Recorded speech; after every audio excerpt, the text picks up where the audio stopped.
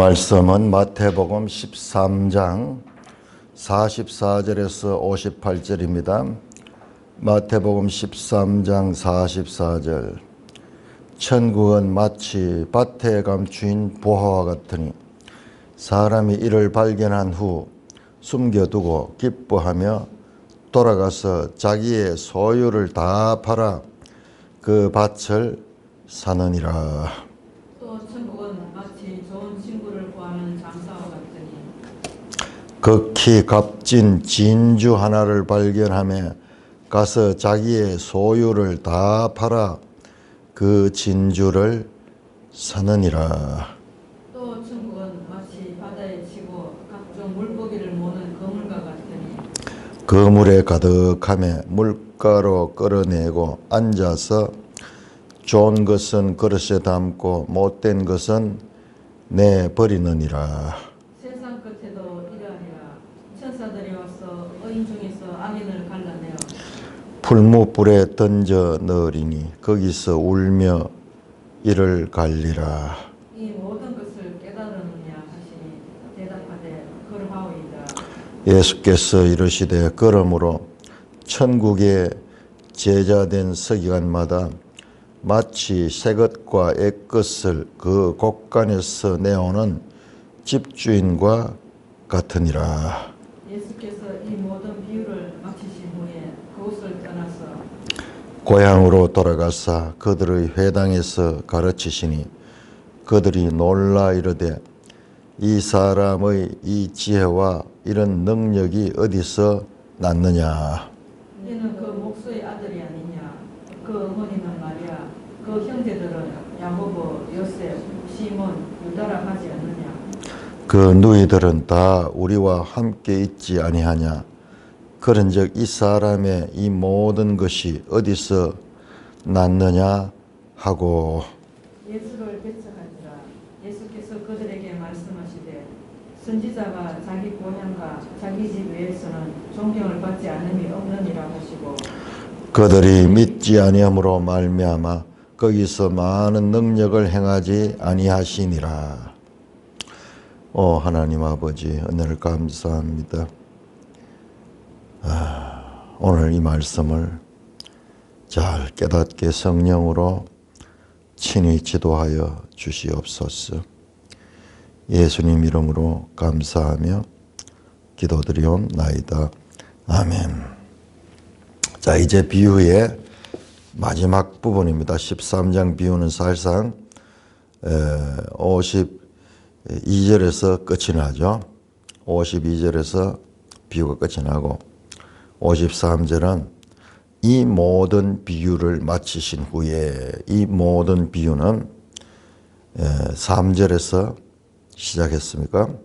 3절에서 52절까지의 씨 뿌리는 비유, 밭에 가라지 비유, 그리고 지금 세 번째로 감추인 보화, 좋은 진주, 그리고 그물의 물고기 비유, 이렇게 세 가지의 비유, 세 단락의 비유를 다 마쳤다. 그리고는 그곳을 떠났다. 자, 여기에 하나의 예수님의 이 말씀이 있으면은 항상 끝에서 이런 표현이 있어서 이 말씀을 마치신 후에 또는 이 비유를 마치신 후에 그러면서 이제 다른 내용으로 들어가고 있는 것을 보게 됩니다. 그래서 먼저 우리가 52절까지를 보고 53절 이하는 또 따로 비유를 마치신 후에 일어난 사건을 가리키고 있다는 것을 생각을 하고 따로 봐야 되겠습니다. 천국 바실레이아 토 우라노스, 하늘나라입니다. 하늘나라. 하늘나라는 마치 비유죠.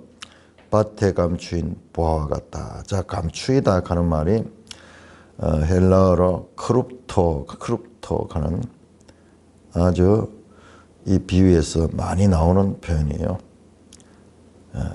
씨를 뿌렸을 때 그 씨도 땅 속에 감추어지잖아요. 씨가 뿌려지면은 그냥 덮여져 버리잖아요. 감춰지는. 감추인 보화와 같으니 그 감추인 것을 이제 찾아내는 거죠. 발견한 후 숨겨두고 기뻐하며 돌아가서 자기의 소유를 다 팔아 그 밭을 사느니라. 참 이 사람의, 이 비유에 나오는 이 사람의 심정을 자세히 보면은 느낄 수가 있어요. 과거에 보면은 이는 오늘날처럼 은행 제도가 없던 그 당시에 땅을 파고 무엇을 묻어두는 것은 이것은 아주 흔한 일이었습니다. 지금도 보면은 간혹 가다가 일본 사람들이 살다가 떠났는데 그때 갑자기 떠나면서 그걸 가져갈 수 없으니까는 땅속에 묻어놓고 그렇게 갖는 그런 기사들이 나는데 묻어두는 그런 밭이 있었던 거예요. 그래서 그 밭을 그 밭에서 보화를 발견했다. 땅값은 얼마 되지 않지만은 그 보화는 가격이 엄청나게 되죠. 그러니까 이 사람이 그걸 딱 보고는 다른 사람이 못 보도록 딱 덮어놓고는 기뻐하며 돌아가서 횡재했다는 거예요. 횡재. 이야, 자기 소유를 다 팔아 그 밭을 산다. 사실은 밭을 산다는 것이 아니라 밭에 감추인 보화를 사는 거죠. 이 사람은 그 보화의 가치를 알았던 거죠. 그래서 아낌없이 주저하지 않고 신중하지 않고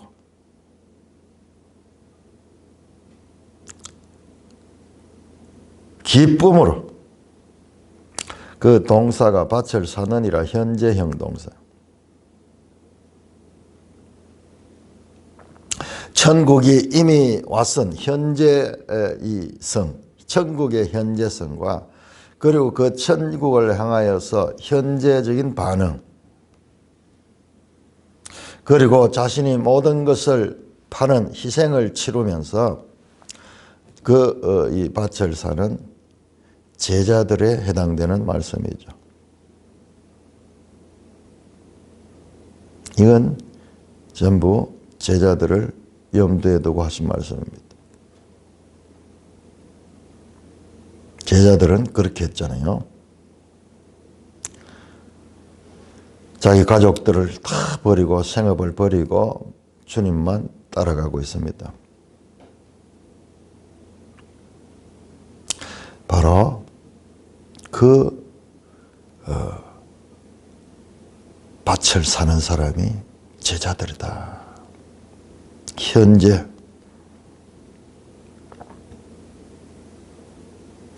자기들이 그동안 가지고 있고 가장 귀하게 생각했던 것보다도 더 귀한 것, 그러니까 더 좋은 것 시리즈에 이제 거꾸로 보는 거죠. 더 좋은 것. 더 좋은 것이라는 말은 없지만은 자기가 지금까지 가있던 모든 소유를 다 팔아서 사야 될 만큼 가장 좋은 것. 그런데 그걸 두고 주저하고 뭐 이렇게 하는 것이 아니라 그대로 기뻐하며 돌아가서 아낌없이 자기 소유를 다 팔 수 있는 그런 자세. 우리가 이 예수님의 12 제자들을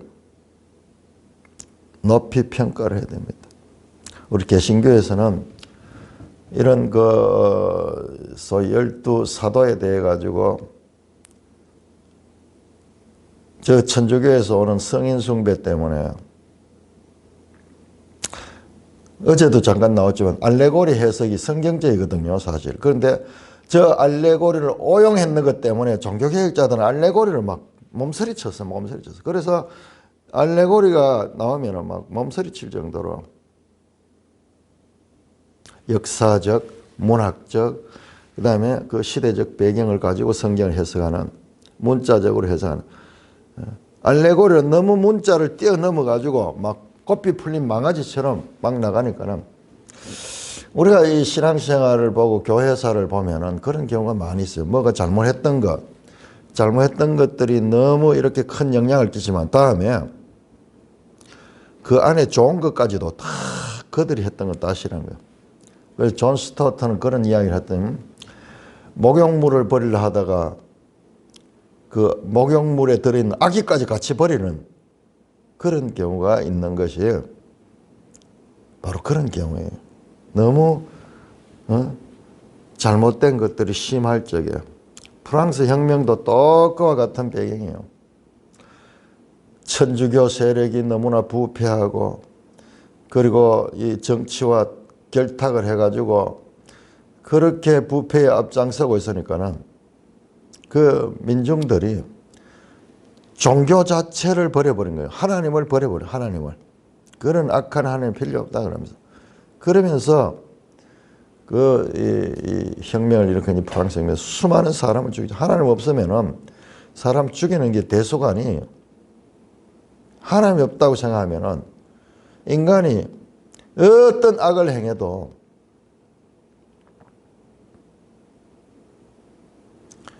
그와 같은 자기들의 사상이 자기들의 행위를 정당화시키죠.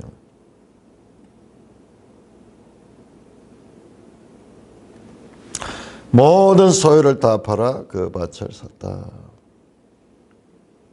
우선적으로 가장 귀한 얼마나 귀한 것을 발견했는가. 제자들은 바로 이와 같은 사람들이다. 또 천국은 45절 좋은 진주를 구하는 장사와 같으니 극히 값진 진주 하나를 발견해 가서 자기의 소유를 다 팔아 그 진주를 사들이라. 진주 장사는 계속 좋은 진주를 사러 다니잖아요. 그러다가 정말 좋은 극상품 진주를 발견하니까는 자기 소유를 다 팔아서 그 진주를 한다. 그냥 보통 사람이 진주를 구하던 사람이에요. 그런데 우리가 이 요한복음을 보면은 이 베드로나 요한이나 이런 사람들이요. 그냥 사람들이 아니고 그냥 어부였던 사람들이 아니고 세례 요한의 제자였어요. 그 젊은 시절에 갈릴리 어부들이 세례 요한의 제자였어요. 세례 요한을 따라다니면서 세례 요한으로부터 이 길을 찾던 자들이었어요. 그러니까 그 보통 사람이에요. 그냥 우연히 어떻게 보면 가만히 농사하고 있는 사람, 가만히 그 어부하고 있는 사람은 예수님 불렀는 것 같지만은 그게 아니에요. 그 이전에 그들이 적극적으로 인생에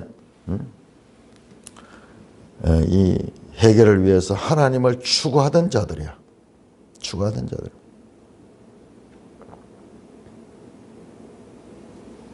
그런 자들이라야지 또한 그 가치를 알 수 있어. 극상품 진주를 만났는데 보고 이게 정말 극상품인지 아닌지 구별할 수 있는 것은 그런 자들에 해당돼. 아낌없이. 진주 장사는 진주를 알아볼 줄 아는 안목을 갖춘 자입니다. 또한 진주를 찾아다니던 자입니다. 극상품 진주를 발견했을 때, 예수님을 만났을 때 그들은 올인 해가지고 그 진주를 사듯이 그 삶을 드리고 주님을 따라다닙니다. 앞에서 나왔던 13장 22절에 가시 땅의 씨와 대조됩니다. 가시 땅의 씨가 뿌려졌는데 세상의 염려, 재리의 문제 여러 가지 때문에 잠시 있다가 그 씨가 죽어버리죠. 그런데 예수님을 따르기 위해 제자들은 모든 것을 버리고 올인했습니다. 19장 27절 우리도 다 버리고 주님을 따랐습니다. 그런 이야기하죠. 제자들의 이 믿음이 보통 믿음이 아니에요.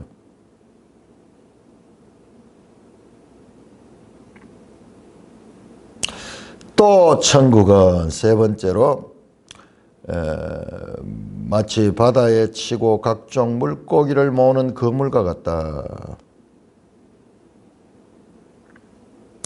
그물이 가득하며 물가로 끌어내 앉아서 좋은 것은 그릇에도 않고 못된 것은 내버리느라. 자, 이게 이제 갈릴리 바다는 이제 어부들이 많이 살고 이와 같은 고기 잡는 일이 그들의 생업이니까는 그들이 가장 알기 쉬운 비유입니다. 자, 바다에 이 그물을 던져가지고 그물 속에 고기들이 다 들어왔는 거예요. 그렇다고 해가지고 그 그물 속에 있는 걸 다 쓰는 게 아니고 현명한 어부들은 작은 것들 이런 것들은 다시 던져줍니다. 나중에 크면은 잡을 수 있도록. 지금도 우리나라도 바다에 그런 기준들이 있습니다. 그냥 해상에서 고기 막 잡는 게 아니고 어떤 경우에는 그 크기가 어느 정도 이상 되는 것만 잡아야 되고 작은 건 잡으면 안 되고 그런 기준들이 있어요.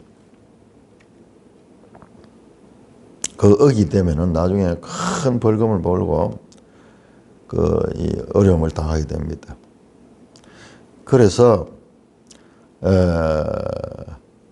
그물에 가득했죠. 그러니까 물고기들이 지금 그물에 같이 들어있어.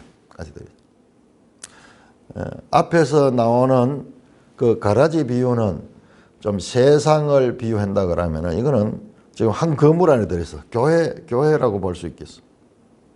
같이 지금 좁은 공간 속에 같이 있습니다. 그 가운데서 좋은 것은 그릇에 담고 나쁜 것은 이제 다시 물에 던져버려.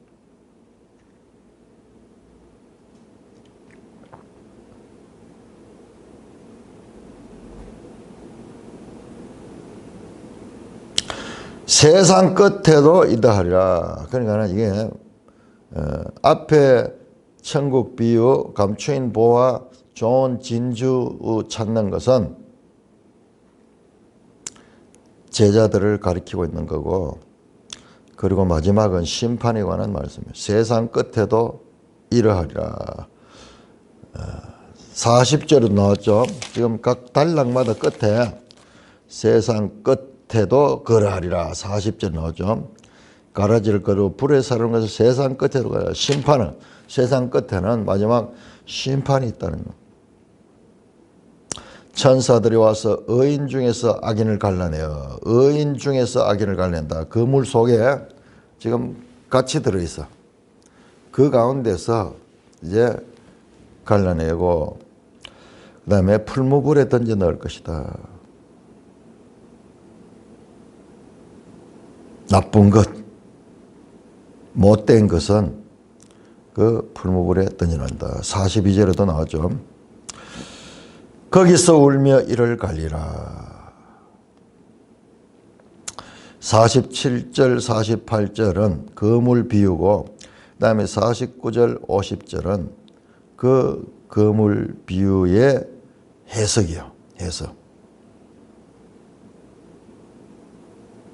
이거는 어떤 면에서 교회 안에는 마지막 때까지 의인 중에서 악인을 가려낸다 그러잖아요. 마지막 때는 알곡과 가라지가 같이 있다고 했던 앞에 가라지 비유와 마찬가지로 의인과 악인이 같이 있어요. 같이. 심판주가 오셔서 그거를 구별하실 것입니다. 거기서 울며 이를 갈리라. 그 심판 때 마찬가지로 울면서 이를 간다. 자기들이 왜 버림을 당했는지 알지 못하고 원통해하는 거예요.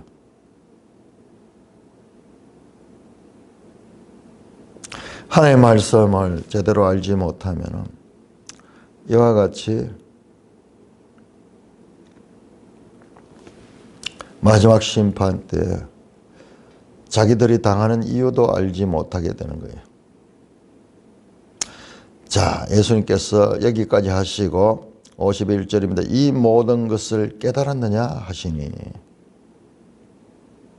대답하여 그러하오이다. 나이 예. 자, 씨 뿌리는 비유에서 말씀하시기를 23절 보시면은 23절 좋은 땅에 뿌려졌다는 말씀을 듣고 깨닫는 자다. 예수님의 말씀을 듣고 깨닫는 자, 그가 참 제자다. 좋은 땅에 해당된다. 지금 현재 예수님의 말씀을 듣는 제자들이 예, 알겠습니다. 예수님의 비유와 그리고 비유를 해설하는 그 말씀을 듣고 깨달았다는 말씀이죠. 깨달은 말씀. 자, 그러자 예수님께서 중요한 말씀합니다. 예수께서 이렇게 그러므로 천국의 제자된 서기관마다 마치 새것가의 것을 그 곳간에서 내오는 집주인과 같다. 천국의 제자된 서기관이라는 독특한 표현을 칩니다. 서기관 가는 그리마티스가는 그래픽하는 게 거기 나오죠. 그라마티스. 서기다. 마테테우스, 제자, 테바실레이아, 천국의 하늘나라의 서기관된 제자. 독특한 표현이죠. 천국의 제자된 서기관. 지금 서기관들은 예수님을 적대하고 있고, 이 서기관들은 예수님부터 지적을 당하고 있지만은, 천국의 제자된 서기관, 제자라는 용어와 서기관은 용어가 하나가 붙고, 거기에 하늘나라가 붙었습니다. 서기관은 그 당시에 교사들이에요. 천국의 교사, 이 이스라엘의 율법 교사들입니다. 그런데 천국의 제자된 서기관, 제자들이 지금 바로 서기관 역할을 하는 거예요. 선생 역할을 하는 거예요. 지금은 그들이 제자로 있지만은 그들은 앞으로 장차 예수님이 떠난 후에 서기관이 되어가지고 그들이 제자들을 양육해야 될 것입니다. 유명한 요한복음 17장 대제사장의 기도에서 예수님께서 말씀하시죠. 그 제자, 하나님께서 이들을 지켜주시고 또한 그들을 통하여 믿는 자들도 우리와 하나 되게 하여 주옵소서 하시는, 예수님은 지금 이 제자들을 보면서도 장차 이 제자들로 통하여서 믿게 될, 그리고 그들로부터 양육을 받게 될 앞으로 교회 시대를 내다보고 있는 것입니다. 새것가의 것을 그 곳간에서 내온다. 여기서 이 곳간은 이게 창고죠. 보물창고예요. 보물창고. 천국의 곳간이에요. 보물창고. 거기에서 새것가의 것. 지금 예수님께서 하셨던, 우리가 어제 그 신앙 개념이다 공부를 하면서 엄청나게 봤는데, 그 예수님은 마태복음에 그 사역하시는 거, 세례를 받으시고 마귀에게 시험을 받는 것도, 성령에 이끌려서 마귀의 시험을 받는 것도 그냥 단순한 사건이 아니라, 첫사람 아담은 마귀의 시험에서 실패했지만은 마지막 아담으로 오신 새 아담 예수님은 그 마귀를 이기고 천사들이 수종을 들면서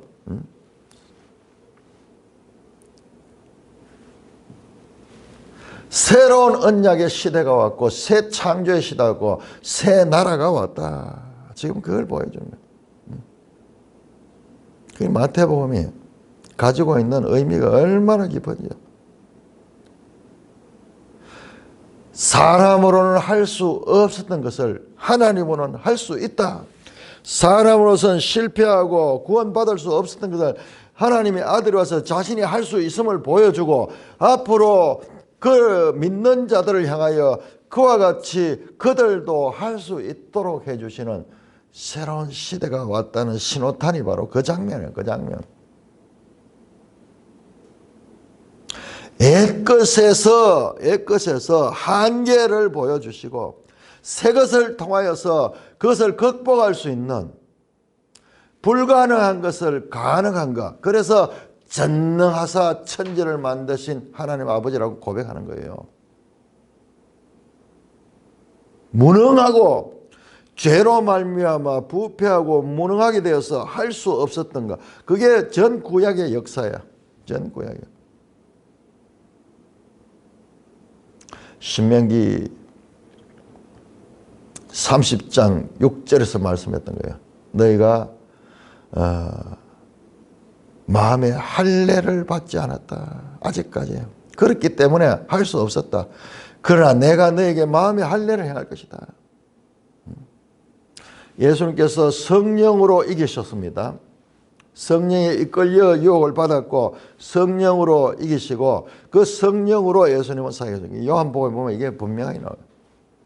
그렇듯이 그 성령을 제자들이 받게 될 것이고 그 성령으로 예수님이 이긴 길을 그들도 이기게 될 것입니다. 어마어마한 새 것과 옛 것을 그 곳간에서 내오는 집중. 그러니까 예수님은 지금 구속사의 경륜에서 자신의 역할이 무엇인가에서 분명하게 인식하고 있잖아요. 에덴약과 새언약의 관계예요. 그것을 능숙하게 그 곳간에 가서 보고 꺼내와서 그렇게 그것을 활용할 수 있는 집주인과 같은 자들, 이 교회의 지도자들, 이제 전체적으로 예수님의 12 제자를 비롯한 그 당시의 제자들이 그와 같은 역할을 할 것이고, 그것이 이제 이어지면서 교회가 생기면은 교회 안에 제도를 통해서 이 일이 이어지도록 했는 그것이 오늘 지금 이 시간 내가 말하고 있는 이 순간도 바로 이 말씀의 성취가 일어나고 있는 것입니다. 너무 놀라운 이야기죠. 너무 놀라운 이야기.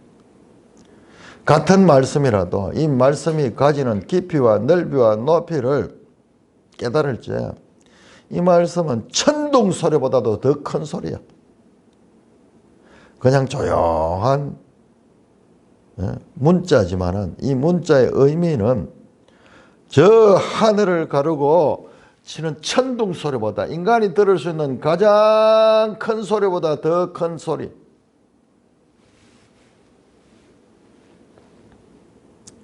큰 소리를 가진, 의미를 가진 말씀이에요. 천국의 제자된 서기관은 그 곳간에서 액색과 애것을 내와서 적절하게, 그래서 그것을 제공하여서 사람들을 가르치는 자들이다. 결론이에요, 결론.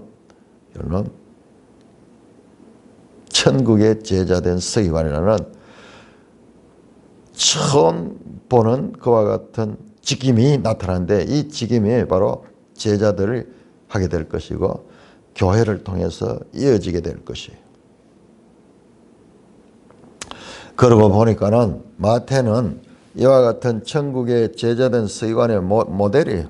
그대로 계속 이사야 선지자가 말씀하신 바를 이루려 하심이라, 선지자들을 통하여 말씀한 바를 이루려 하심이라. 계속 그렇게 나와요. 이것은 선지자의 말씀을 이루려 함이라. 옛것과 그리고 새것을, 예수 그리스도 안에서는 새것을 적절하게 조화하면서 그 의미를 가르치는 천국의 제자로서의 서기관. 이제 이 일은 사도 요한이 할 것이며 이방인이었던 누가가 할 것이며 또한 사도 바울이 와서 전체적으로 또 이렇게 해내는, 사도 바울이 가르치는 전부 이거잖아요. 옛것과 새것을 그 곳간에서 내오는 집주인이다. 그는 구약 성경을 소홀히 보는 그런 경향, 교회사에 보면 계속 나와요. 그건 참 성경을 전체적으로 보지 못하니까는 언뜻 보면 그런 것 같아요. 구약은 에덴약이고 새언약은, 우리 시대는 새언약이기 때문에 이 시대는 새언약의 법은 구약과 관계없는 그런 것이다 생각하는데, 이 새언약이 되려고 그러면 에덴약에 대한 바른 이해가 있어야지 될 수 있는, 이게 하나님의 지혜야. 그러니까 우리가 왜 이스라엘 역사를 이렇게 길게 성경이 기록하고 있는가? 이제 그 이유를 아는 거예요. 왜 구약 성경이 필요한가? 그거 아는 거 쉽지 않아요. 그거 아는 거 쉽지 않아요. 우리가 왜 이런 이 이스라엘 역사를 왜 신앙생활 오래 했던 분들도 그런 문제를 의식을 가지면 해결을 못 하고 있는 거예요. 왜 우리나라 국사도 모르는데 이스라엘 역사를 우리가 이렇게 공부를 해야 되는가? 그런 고민을 하는 사람이 많이 있어요. 너는 성경을 기본을 모르는 거예요. 기본. 이 이스라엘 역사와 저 에덴 약이 있어야지 새 언약이 될 수 있는 거예요. 예수 사건을 이해할 수 있는 위해서는 이 과정이 있어야 되는 거예요. 그러니까는 우리가 이스라엘 사람들이 예수님을 십자가에 못 박아 죽였다고 저 이스라엘을 배척하고 그 이스라엘을 박해하고 이스라엘을 저주했던 것은 잘못된 거예요. 그 이스라엘이 있었기 때문에 오늘 우리가 이와 같은 하나님 백성으로서 복을 누리고 하나님의 말씀을 깨닫는 거지. 그것도 인간적으로 생각하는 거예요. 자기들. 현상적으로 감정적으로 생각해서. 그래서 교회사를 보면은 반유대주의 또는 반셈주의 같은 이야기거든요. 셈 종족이다 그러면서 반유대주의.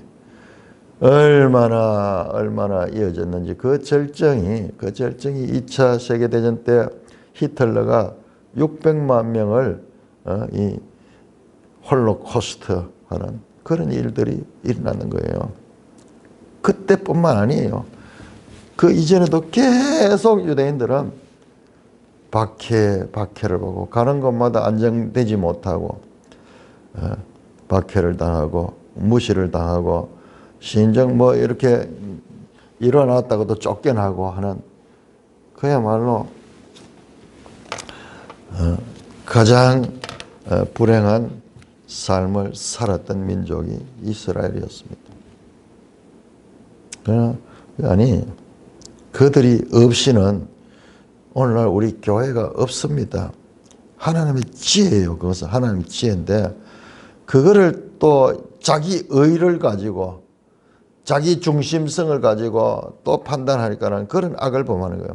성경에 나오는 바리새인과 서기관들이 범했던 죄악을 교회도 꼭 같이 범하고 있는 거예요. 그러니까 제대로 깨닫지 못하니까 그런 거예요. 하나님을 깨닫지 못하니까 그런 부작용들이 나타나고 있으면서 그렇게 하면서도 그들은 하나님을 잘 섬긴다고 착각하는 거죠. 그 마음으로부터 변화가 없으니까는 똑같은 거예요. 똑같은 거. 53절입니다. 예수께서 이 모든 비유를 마친 후에 그것을 떠나서 이 모든 비유를 마친 후에 이제 한 단락이 끝이 납니다. 그것을 떠나 이제 고향으로 갔습니다. 아마 이 갈릴리 가버나움에 있다가 고향은 나사렛일 거예요. 나사렛 돌아가서 그들의 회당에서 가르치니 그들이 놀라 이르되 이 모든 것을 깨달았느냐? 그러니까 제자들이 이 장면이 엄청난 장면이에요. 제자들만 누릴 수 있는 깨달음이에요. 제자들은 앞으로 계속 예수님을 통하여 깨달음을 얻어가야 될 것입니다. 그리고 우리 마태복음을 보는 가운데서도 이 제자들의 깨달음 부분에 우리가 초점을 맞춰야 돼요. 나중에 베드로의 입 또는 그 이전에 14장에서도 나오는데 예수님 너희는 나를 누구라 하냐 할 때 하나님의 아들이시다. 그리스도요 하나님의 아들이다. 예수님에 대해서 바르게 깨닫는 천국의 제자된 서기관들의 발전, 배우고 배워서 계속 알아나가는 그리하여서 그 스승이 떠난 후에도 그 스승의 뜻을 그대로 가지고 세상 가운데 가르칠 수 있는 그런 제자들로 자라나게 될 것입니다. 모든 비유를 마친 후 그곳을 떠나 고향으로 돌아갔다.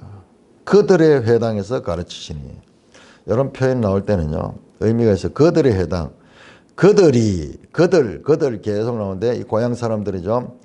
자, 이 사람들은 무리에 해당되는 사람, 무리. 제자들과 달리 앞에서 그러니까 씨 뿌린 비유에서 제자가 누구인가 제자를 강조했던 거 12장 마지막 부분에서 누가 내 가족이냐 누가 내 가족이냐 손을 내밀어 제자들을 가리켜 이들이 내 어머니요 내 누이요 내 형제들이다. 그리스도 안에서 하나님 안에서 새로운 가족을 말씀하시고 이제 그 제자들을 지금 구별시키고 있습니다. 제자들도 듣고 다 깨닫고 예 그러면서 예수님을 이전보다도 더 마치 밭에 감춘 보화를 발견하고 기쁨으로 전 재산을 들었던 사람처럼 더 기쁨으로 예수님을 따르게 됐겠죠. 예수님이 고향에 가니까는 그들이 놀라요. 이 사람은 이 지혜와 이런 능력이 어디서 예수님이 가르치니까는 사람들이 듣고 놀라는 거예요.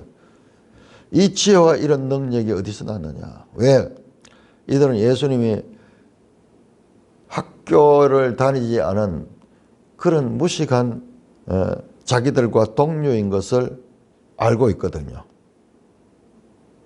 도대체 어디서 이런 능력이 났을까? 55절입니다. 이는 그 목수의 아들이 아니냐. 그 어머니는 마리아, 그 형제들은 야고보, 요셉, 시몬, 유다라 하잖아. 너무 잘 아는 사람, 고향 사람들.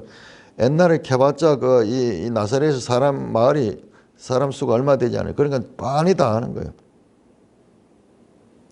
어머니가 마리아고 형제들은 야고보, 요셉, 시몬, 유다가 아니냐.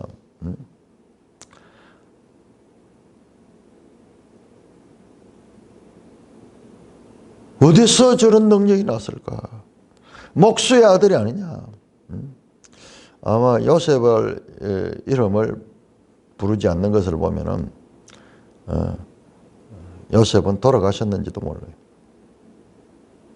그 앞에 12장에서도 찾아왔을 때 어머니와 그 동생들이 찾아왔죠. 아버지는 없었죠. 아마 요셉은 돌아갔는 것 같아요. 목수의 아들 아니냐. 목수의 아들이란 말은 자기도 목수라는 말이야. 예수님도 목수라는 거예요. 그 어머니는 마리아, 그 형제들은 야고보, 요셉, 시몬, 유다라 하느냐. 야, 우리가 이 성경을 통해서 예수님의 그 육적인 가족에 대해서 많은 정보를 가지게 됩니다. 이 야고보가 누구냐 하면 이 야고보가 사도행전 15장에 나오는 초대교회의 예루살렘 그 의회 의장이었던 야고보. 요셉, 시몬은 잘 모르겠고 유다가 누구냐 하면 유다서를 쓴 저자가 유다.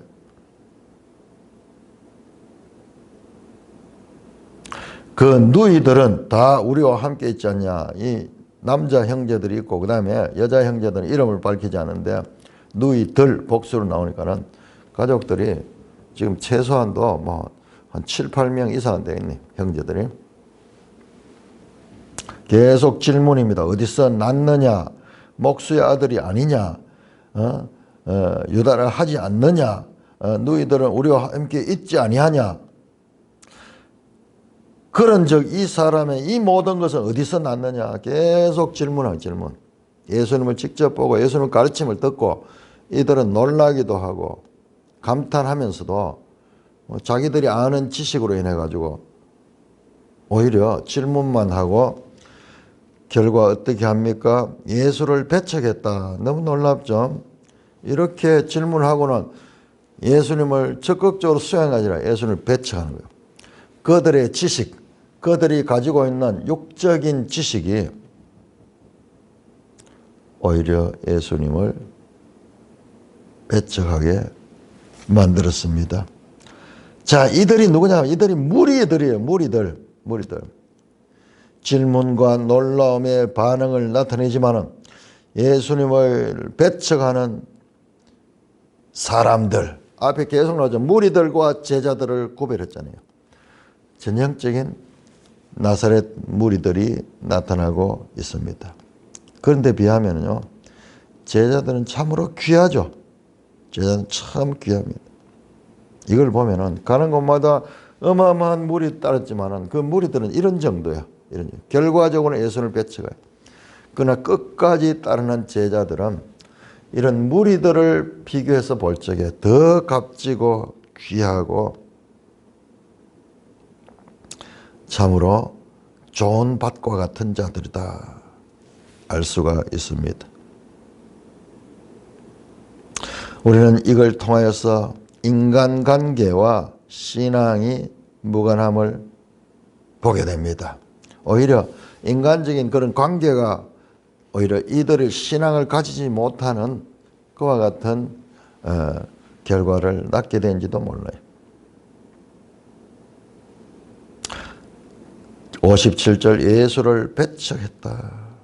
예수께서 그들에게 말씀하시되 선지자가 자기 고향과 자기 집 외에는 존경을 받지 않음이 없느니라. 오히려 선지자가 자기 고향과 자기 집 이랬죠. 자기 집은 지금 가족들 강요. 지금 예수님의 가족들도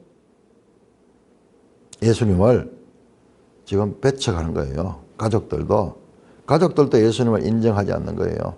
자기 고향은 말할 것도 없고. 그들이 믿지 않음으로 말미암아 거기서 많은 능력을 행하지 아니하셨다. 불신하는 자들 앞에서 하나님은 은혜를 많이 주지 않았습니다.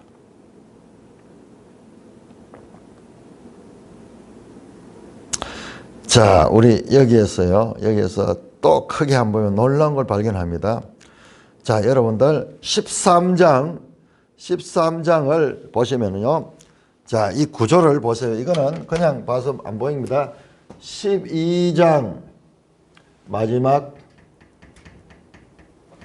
13장 마지막 자, 여기에 13장이 되죠. 13장.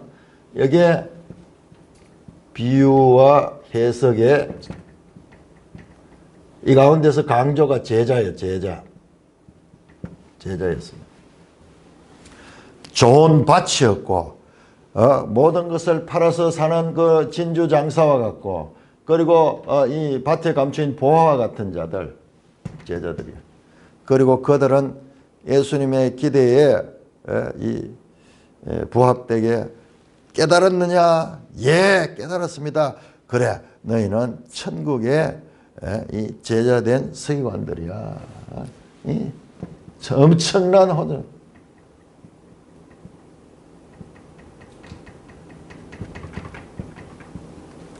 앞으로 교회의 지도자들이 될 지도자들. 이들로 통하여서 계속 교회는 이 진리가 이어질 것이요. 엄청난 지금이에요. 예수님이 사역을 하시면서 지금 제자들을 양육하고 있는 과정에서 있는 거예요. 그런데 12장 마지막 기사와 13장 마지막 기사의 인크로즈를 이루는데 뭐냐? 인크로지오가 뭐냐?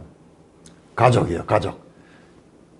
어머니, 형제, 자매. 지금 여기도 마찬가지로 어머니, 형제, 자매 이야기가 나옵니다. 다른 복음서에 또 올리면요. 여기에서 예수님을 찾았던 어머니, 형제, 자매 이 사람들이 예수 소문을 듣고 왔어요. 말리려고 왔어. 지금 여기도 마찬가지로 어머니, 형제, 자매들 때문에 오히려 예수님을 믿지 못합니다. 자, 이거 한번 보세요. 마태가 어떤 구조를 갖는가. 이런 인간적인 요소들보다도 참 제자는 혈육이 아니라 하나님의 뜻을 따라서 살아가는 자고 그리고 예수님을 삶의 우선순위를 두고 모든 것을 다 버리고 예수님을 쫓는 자가 새로운 가족이고 이것이 천국의 제자된 서기관이고 이들은 교회 시대의 지도자가 될 것이다. 혈육적인 이런 것을 배경에 두고 이 메시지를 강조하고 있다. 천국의 서기관들, 이들 하늘나라 천국의 일꾼들은 이들이지 혈육적인 것이 아니다는 것을 지금 이 대조를 통해 가지고 이 메시지를 하고 있는 거예요. 이 소리 없는 메시지. 이 구조 자체가 한번 보세요. 구조 자체가 이것을 드러내기 위해서 양쪽에다가 그 혈육을 배치하고 있다. 이게 마태복음이에요.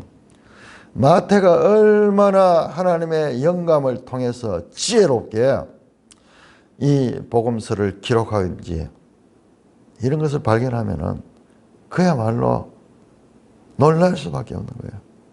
정교하게, 세리답게 아주 일을 치밀하게 정교하게 하면서 자, 이런 것들을 보지 못하면은요, 뭐 여기 어머니 잡아서 여기 또 나왔다 들락날락 하는 것 같이 보이잖아요. 그럼 항상 성경은 교차대꾸적인 그런 구조를 가지고 있다. 교차대꾸적인 그런 구조가 있다. 그걸 계속 발견하게 돼. 그러면 우리가 성경 있는 법이 어떻게 돼야 되는가? 앞으로 이런 것을 계속 보면은 전체로 볼 수 있는 이런 시야를 가져요. 이거는 전체로 볼 때 위에서 비행기를 타고 이것도 우리같이 이런 책이 되면 안 보여. 두루마리로 되었을 때 차라리 쭉 연결해서 보면 위에서 보면 한눈에 볼 수 있는 거예요. 이게 한 장 한 장으로 되었으니까 이게 안 보이지. 자, 이와 같은 말씀의 구조를 발견한 사람들이 누구냐? 이게 우리 믿음의 선생들이요. 누구냐? 바로 천국의 제자된 서기관들, 그들이 우리에게 가르쳐 준 거예요. 여러분, 성경의 이 해석의 역사를 보면요, 참으로 너무 이게 세상 잘 모르는 거예요. 앞선 세대가 조금씩 발견하고 또 조금씩 발견하면서 오늘도 우리도 거기다 덧해가지고 이 하나님의 뜻이 온전하게 드러날 수 있도록 하나님의 뜻을 이해하는 것은 지금도 계속 발전하고 있습니다. 그런데 잘못된 교리나 공식에 매여 가지고 그렇게 성경을 보게 되면 이게 보이지 않죠. 백날 가도 보이지 않죠. 거기에서 자유하게 되면은 이 성경 안에서 이와 같은 정말 감추인 보화와 같은 이런 구조를 발견하게 됩니다. 이게 메시지가 보세요. 이게 글자로 쓰는 메시지보다도 이런 구조에서 오는 메시지가 얼마나 강해요. 얼마나 강해요. 세상에서 가장 가까운 가족들, 그보다도 더 귀한 천국의 제자된 서기관, 지금 예수님을 따르고 있는 제자들을 강조하고 있다. 마태복음 주제 가운데서 무리와 제자들을 구분하고 있는 이 구조, 이 구조를 놓쳐버리면은 보이지 않아요. 그런데 이들이 어떻게 앞으로 더 깨달아갈 것인가, 발전할, 이들의 입을 통하여 그 깨달음이 어떻게 고백될 것인가 기대를 하면서 우리가 마태복음을 읽어 나가야 될 것입니다. 찬송가 94장입니다.